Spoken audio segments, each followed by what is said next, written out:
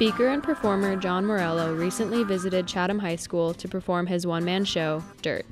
My name is John Morello, and I'm here to do a show for you. I'm not going to preach, teach, lecture, or anything like that. I'm not going to give you the 7 steps to success. I don't know them. Usually people that tell me they do are trying to sell me something and bullcrap me about something. So I'm just going to tell you a simple tale through characters. Throughout the show, Morello takes on the role of multiple characters as he tells a special tale, hitting on many of today's social issues like drug abuse, bullying, and racism.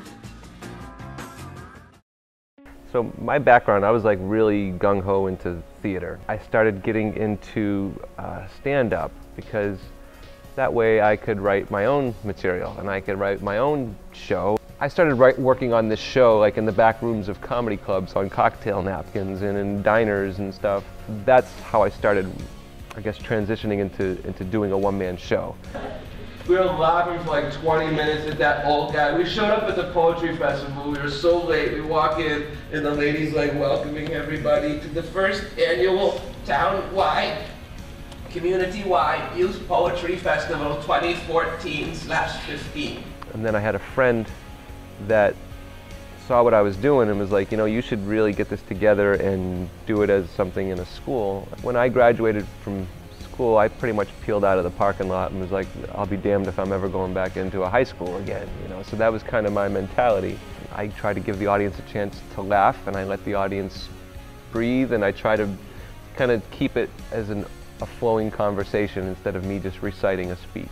Taking an environment which can be so sterile and so boring and bringing a little bit of life and a little bit of humor into it is, I feel lucky to have that job. All weed is a plant. You like it all, you know, I can go out in my backyard and pick a dandelion. That's a weed. Cops wouldn't be like, you know, freeze, drop the dandelion.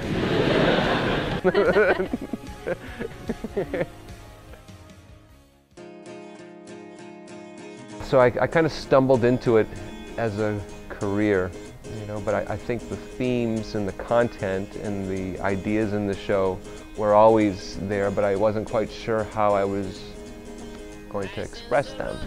I don't want to be here. Just want to disappear, all right? I feel a tremendous amount of satisfaction when I see a kid sit in the back and pull his hood down at the beginning, waiting for me to sock, and then I say a few jokes, start into with what I'm doing, he's kind of looking up a little bit, and then by the end of the show, he's like this, and like leaning forward, you know, and then maybe he'll come up to me afterwards even. That's like bonus when they come up to me. And give her a little golf clap when she's not yet, wait for it. Ants in your pants over there, I know. What they called it in my day, ants in the pants. Now it's ADD and they give you drugs.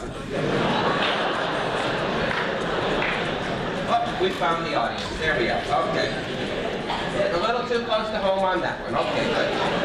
One of the principles that I keep in my mind is that I want this to be a conversation. I don't want to be yelling out answers and preaching answers because frankly I really don't have a lot of them. I have more questions.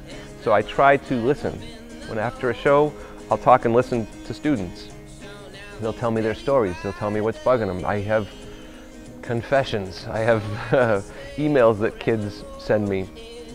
And I listen and I take all these things in, and I treat it as very sacred information. It's very confidential and stuff.